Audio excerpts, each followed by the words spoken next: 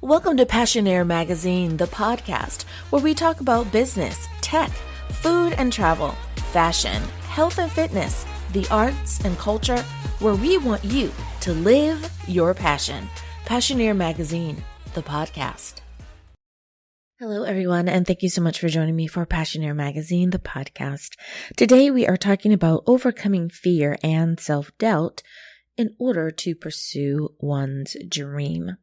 Well, there are so many things that we can do to make our dreams come true.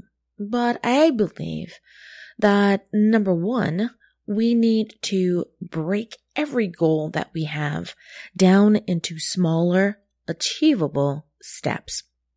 When you look at your dreams as one big goal, it can seem overwhelming and for some even unobtainable. But if we instead break the dream down into smaller, bite-sized pieces, if you will, more manageable steps, this can help us focus on each individual task and feel a sense of accomplishment when we complete them. It's the same way that I mention over 100 times that instead of having a to-do list, I have an to accomplish list. It's putting your mind in a place where you're already halfway there. When you place your mind in a place of, I am achieving this, I have achieved this, as opposed to, can I achieve this? I hope I achieve this. But stepping into the positivity of it all, believing the vision that you have been given for your life, walking in the purpose that you have. When you do that, you understand that it is so much bigger than yourself. And because it is important that you do that which you have been purposed to do. Breaking it down into smaller, bite-sized pieces. That allows you to really focus in on the task at hand. Instead of giving 10% here, 20% there, 40% there, you're able to give not only your 100%, but even perhaps 110% because you're laser focused on the task at hand. Number two, surround yourself with positive, supportive people. The people you surround yourself with can have a huge impact on your confidence and your motivation. Now, you want to seek out those folks, your friends and family members that are going to believe in your dream. It's also suggested that you get a mentor where possible. Now, you may be thinking, I don't know anyone who's done what I want to do.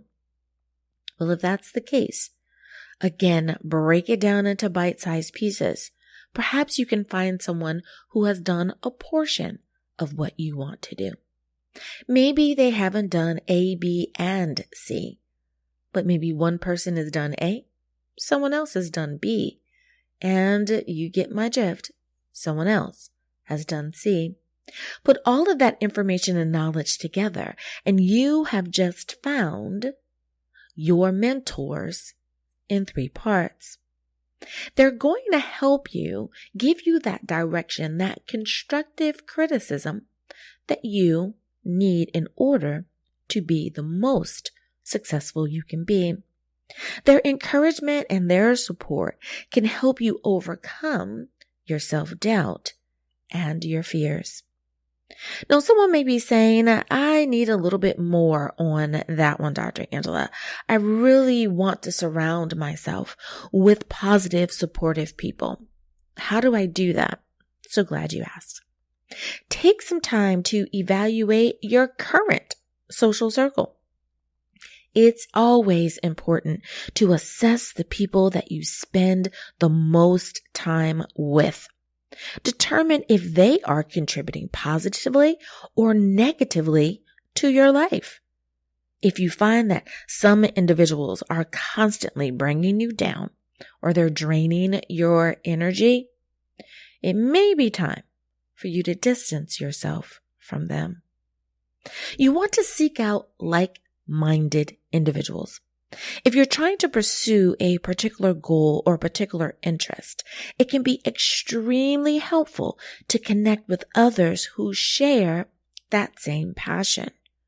Joining a club or a group or a forum or a page related to your interest can introduce you to new people who can provide you with that valuable support as well as encouragement. When you're in a group setting and you know that everyone else in that group also has already been successful at what you're doing, or they're looking for that wisdom and guidance from those who have, you feel that that is a safe space. When you are in an environment that produces that safe space feeling, you're much more receptive. You're much more open to the information that's being shared. Now, we all know that being in a hostile environment can be counterproductive. No one wants to be in an environment where someone is constantly complaining, griping, whining, just being negative.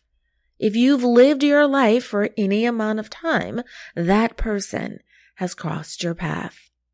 So, when we are looking to surround ourselves with positive, supportive people, again, those people don't need to be in your inner circle. We need to avoid toxic relationships. That's what I mean. Toxic relationships can be detrimental to your mental health and to your well-being. If you find yourself in a toxic relationship with someone, it's important to prioritize your own needs and consider ending that relationship or setting very clear boundaries. Now, a toxic relationship can be different things to different people. Perhaps you have a personality where you're used to tough love, where tough love to someone else may be very toxic. They don't like the in-your-face, pointing a finger, rah-rah type person. Someone else may say, I like that. It really gives me that boost that I need. Here's an example. When you go to the gym, you can hire someone to be your trainer, that person who's going to help whip you into shape. There are different types of trainers. Some people like that drill sergeant boot camp type of trainer where they're going to get in your face, they're going to get in your ear, they're going to drill you until you get it right. Others like someone who takes a more gentle approach, one who's encouraging, who won't let you stop, but at the same time, they won't yell or point a finger in your face. Now, someone who likes the gentler approach may think that the drill sergeant is toxic. Someone else may think that the toxic sounding drill sergeant is perfect for them. So use your judgment there as to determine who is toxic for you. I don't want to put everyone in the same boat. That wouldn't be fair. But if you feel demoralized, if you feel belittled, if you feel humiliated, if you feel that that person does not have your best interest at heart, then that person could be considered a toxic relationship. You want to build a positive influence around yourself. You want to surround yourself with positive people, and that is important because their positive influence will rub off on you. Positivity can be contagious, the same way that negative behavior can be infectious. Be kind, be supportive, be encouraging, not only towards others, but toward yourself. Create a positive environment for yourself in your own space, in your own home, in your workplace, and those around you will start to realize that that is your norm. That is your boundary. So when someone crosses that boundary and tries to bring a little more negativity into your space, when you kindly, politely remind them that this is a negativity-free zone, everyone will agree, now you should have known that that was not going to be accepted in that area. So again, we're looking at ways that we can overcome fear and self-doubt and pursue our dreams. Number 3 is practice self-care. Taking care of your physical and emotional well-being can help you feel more confident, more capable. Make sure you're getting enough sleep. I cannot emphasize that enough. Whatever enough sleep is for you. Now, we know that medical studies have found that there is a certain number of sleep hours that is optimal for the body. If you find that in your world you are not able to get that number, but your sleep number is perhaps a little less or a little more, and you're okay with that, then shoot for that. Now, most people will agree that optimal sleep for them is anywhere between 6 to 8 hours. If your profession only allows you to get about 4 or 5 hours of sleep before your next shift begins, before you go out and help be that positive force in the world, I understand. Try to get that 4 hours of sleep as best you can. Another way that we can practice self-care is by eating well. We want to make sure that we are eating as healthily as we can, that we are including drinking as much water as we can as well. Now, I'm no nutritionist or dietitian, but I do know that we should stay away from those processed foods, that we should stay away from those things that are not going to fuel our bodies. So you know what to do there. There is enough information out on the internet for us to know what eating well means. This is just a friendly reminder. You also want to engage in activities that are going to bring you happiness and joy. Now, putting ourselves in a headspace, in an environment where we are engaging in things that bring us joy, it continues to keep our mindset, our vibration, our energy levels, our feeling, that thing that people say, there's something different about that person. Yep, that. When we are taking the time to encourage spaces around us that make us feel that joy and that happiness, then others will see it in us. And we, in turn, can continue to bring that into our lives and practice self-care. Number 4, challenge your negative thoughts. That's right, you heard me correctly. Challenge your negative thoughts. Self-doubt and fear often stem from negative thoughts and beliefs. Many of our negative thoughts and beliefs have been inherited, if you will. If you have a parent or a caregiver, a friend, a family member who took care of you as a child and they were negative people, many times, though, their negative behaviors become our own negative behaviors and mindsets through learned behaviors. We want to take the time to look at those things, to analyze that. If it does not serve you, then it is time to remove it. Many times they were speaking from a place of healing. They were in a place of recovery. Something had happened to them, and they, in a place of goodness in their hearts, were trying to pass on to you warning. Don't do that. Look out for these things. But by doing that, they taught you to be fearful.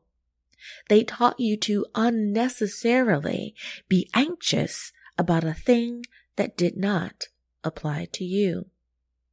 And in that learned behavior, you have settled it in your spirit and have continued to carry around their baggage when it wasn't intended for you in the first place. So challenge your negative thoughts. When you notice these thoughts starting to creep in, ask yourself if they're really true, or is there evidence to the contrary? Learn to reframe your thoughts in a more positive and empowering way. When you take the time to do that, your mind makes the adjustment accordingly. The beautiful thing about our brains is that it does not know the difference between the lie and the truth. It only knows what we tell it to believe.